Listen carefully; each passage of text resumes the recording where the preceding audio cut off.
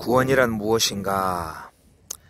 우리가 죽어서 우리 영혼이 천국에 가는 것만 구원이 아니죠. 구약과 신약을 통틀어서 구원은 우리 영혼을 자유케 하는 것입니다.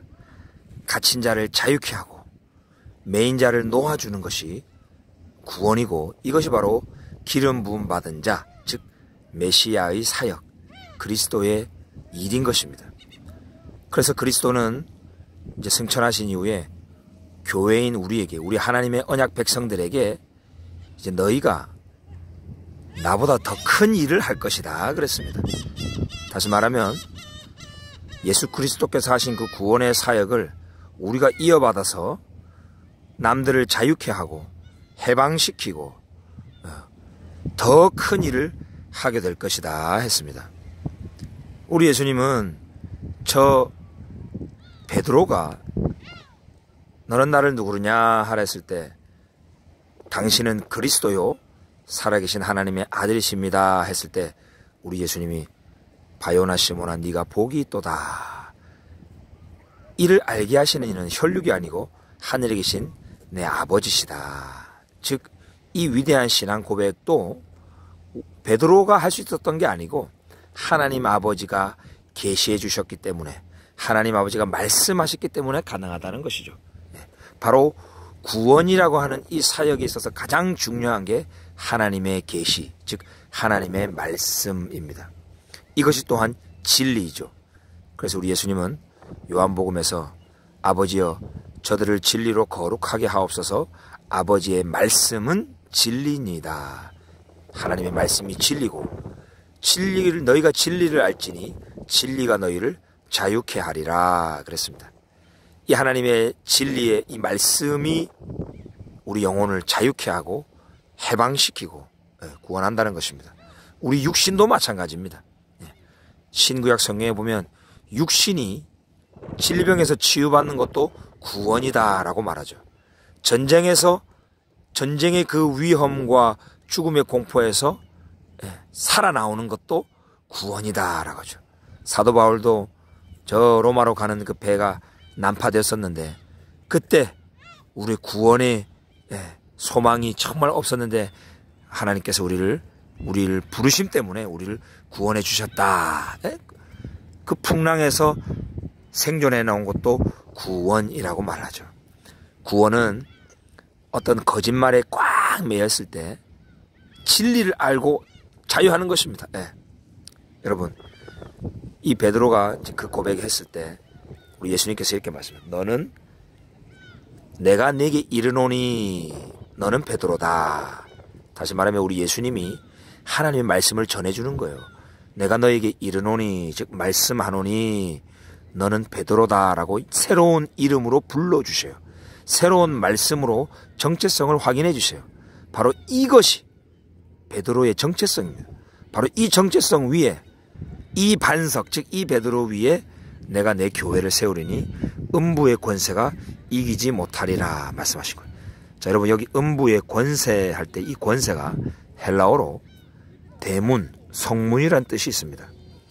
여러분, 음부의 시월의 대문, 즉 원수의 성문, 어디서 많이 들어봤지 않습니까? 바로 리브가에게 주셨다 하나님의 말씀이죠. 리브가의 그 씨, 이삭의 아들 야곱이죠. 이 야곱이 그 원수의 성문을 차지한다라는 것입니다. 바로 이 야곱은 나중에 이스라엘이 되죠. 이 이스라엘의 사명은 바로 대적의 성문을 차지하고 그 성문을 통하여 그 성문 안에 갇혀있는 많은 하나님의 백성들을 구출시키는 겁니다. 구원해내는 것입니다. 그래서 구원은 항상 뭐뭐로부터 구원, 이렇게 표현을 많이 합니다. 거짓말로부터 구원, 죄에서부터 구원받는다. 사망에서부터 구원받는다. 흑암의 나라에서 빛의 나라로 구출받는다. 이게 다 구원이죠. 그래서 이 사단의 왕국은 가두어 놓는 것입니다. 자유하지 못하게 만드는 것입니다. 계속 담대하지 못하고 두려움 가운데 벌벌벌 떨게 하고 앞으로 나아가지 못하게 만드는 것이죠. 마치 바닷속의 통발과 같습니다. 그 통발 안에 썩은 닭이나 고기 하나 집어넣고 냄새를 솔솔 풍기는 거죠. 그러면 바닷속에 물고기가 왔다리 갔다리 하다가 그냥 그 냄새 맡고 그 통발 속으로 들어갑니다. 그 다음에는 나오지 못합니다. 갇혀버리는 거죠. 이게 사단의 일이죠. 근데 우리 하나님의 언약 백성 저 이스라엘과 우리 교회가 무슨 사명이 있습니까? 예. 저 베드로도 이스라엘 사람이거든요. 예. 예수님의 그 당시 명령을 받았던 모든 제자들이 다 이스라엘 사람이고 유대인이었어요. 자, 이 유대인 그룹 안에 이방인인 우리도 접붙임 받아서 함께 그리스도의 군사가 된 거예요. 구원의 역할을 하는 그리스도인이 된 거예요. 그 우리의 역할은 뭐냐? 바로 사람을 낚는 어부죠. 이 사람을 낚는 어부도 베드로에게 주셨죠. 그죠? 네. 그러니까 이 이스라엘과 교회가 함께 이 구원의 사역을 해야 되는 거예요. 그래서 우리 예수님은 구원은 유대인들에게서 남이니라 라고 요한복음 4장에서 말씀하신 겁니다. 우리가 할 일은 바로 사람을 낚는 어부입니다. 네. 바로 바닷물 속에 갇혀서 통발 속에 갇혀서 자유하지 못하고 나오지 못하는 그 많은 영혼들에게 우리는 생명의 떡인 하나님의 말씀을 미끼로 삼아서 다 내려놓는 겁니다. 예. 깊은 데로 가서 그물을 던지는 겁니다. 예. 그리고 또 그 생명의 떡의 미끼를 딱 던져서 정말 이 생명의 그 냄새, 말씀의 향기, 그 말씀 안에 있는 진리를 보고 이 물고기들이 통발 바깥으로 나오게 하는 것이죠. 이게 바로 구원인 것입니다. 이게 바로 말씀을 던지는 행위, 하나님의 말씀을 선포하는 행위를 전도라고 합니다.